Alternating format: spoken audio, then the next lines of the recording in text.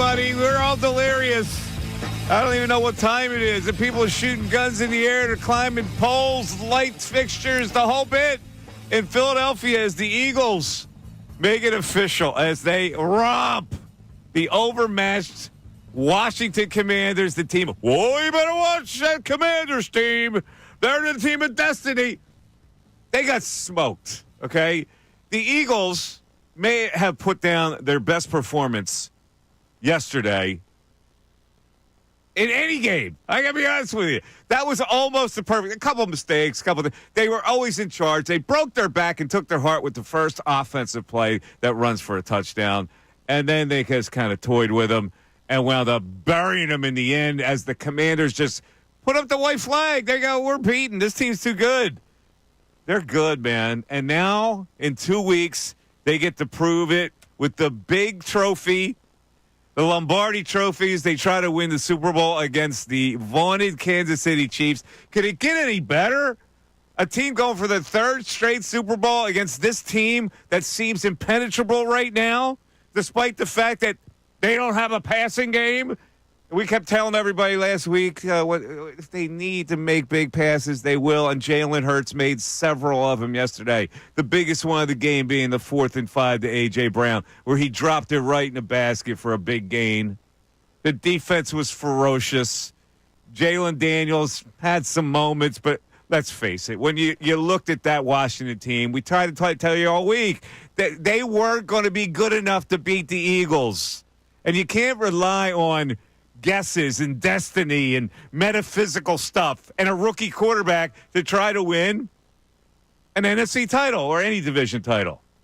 And so the Eagles convincingly, it's going to be interesting for the next 2 weeks to see how everybody analyzes this, because the Eagles yesterday took every argument away from people who have doubted them, including me, because now the head coach has proven that he's a top echelon coach in this league.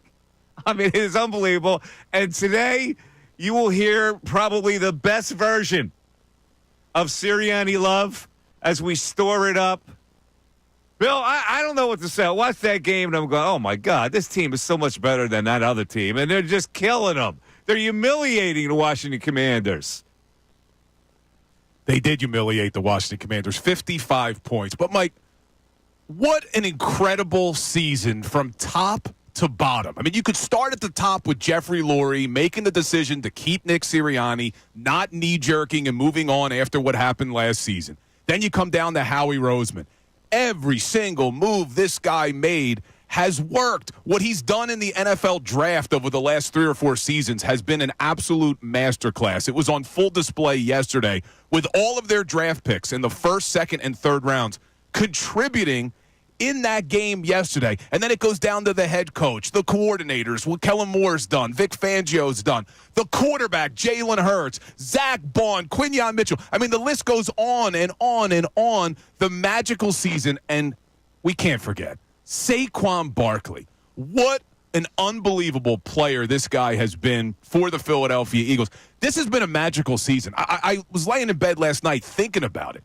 And because you're in it, sometimes you lose sight of the forest through the trees. We've been in this for the last 20 weeks. What a magical season this has been. Mike, they've won 17 damn games this year, and they've only lost 3. One of them, Jalen Hurts, got hurt in the first 4 minutes. You go back to the bye, they have not lost with Jalen Hurts starting and finishing a game since week 4.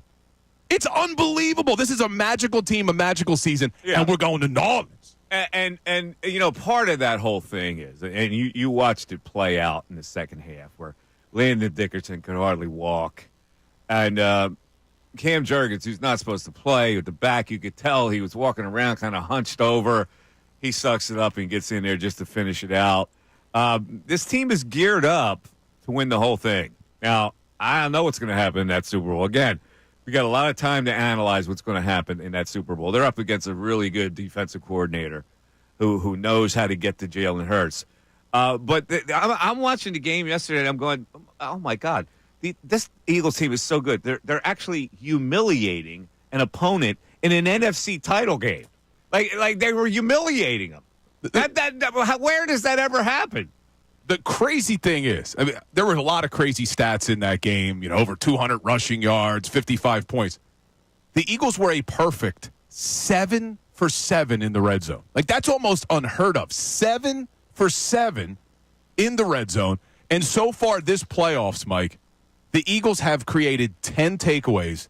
They've turned it over 0 times, plus 10 turnover differential. You're going to win a lot of games when you win the turnover battle, and you're a perfect 100% in the red zone. That's a formula for success, man. This team's impressive. They really are. This is a better team than the 2022 team that went to the Super Bowl. And I know we got plenty of time to talk about the Chiefs. This Chiefs team's not as good as that Chiefs team was in 2022. I got to be honest with you. You're better than the 2017 team, too. If you watch the way they play football, they don't have a weakness. If you graded out every part of that team yesterday, everybody got an A. And it's the biggest game of the year. And when you get an A in every category in the biggest game of the year, you're buttoned down. You are solid. You are destined. You can play with a backup left guard, and it won't hurt you at all. This team is well coached. They've got great talent. They seem to have a wherewithal to win. They're together that way. They're determined. I don't know what more you can want. If they lose the Super Bowl, I can't imagine that at this point that they would go to a Super Bowl and lose that game the way they're so buttoned down right now. So we'll talk about so many of these things. Like there's nothing left for people to doubt. For the last several weeks, I don't know. Eagles in the playoffs. They need to get a passing game. You can't doubt that anymore because the kid came up with maybe his best game yesterday, an NFC title game. You got Saquon Barkley, who was unstoppable. People say, well, you got to stop Saquon. No, nobody can stop him. Nobody stops him. They're blocking schemes and the fact that he runs the daylight and shifts and spins and gets in the open field. And once he gets in the open field, you're done. You can't stop that either. A.J. Brown came to life yesterday. Can't stop that. The tight end came up big yesterday.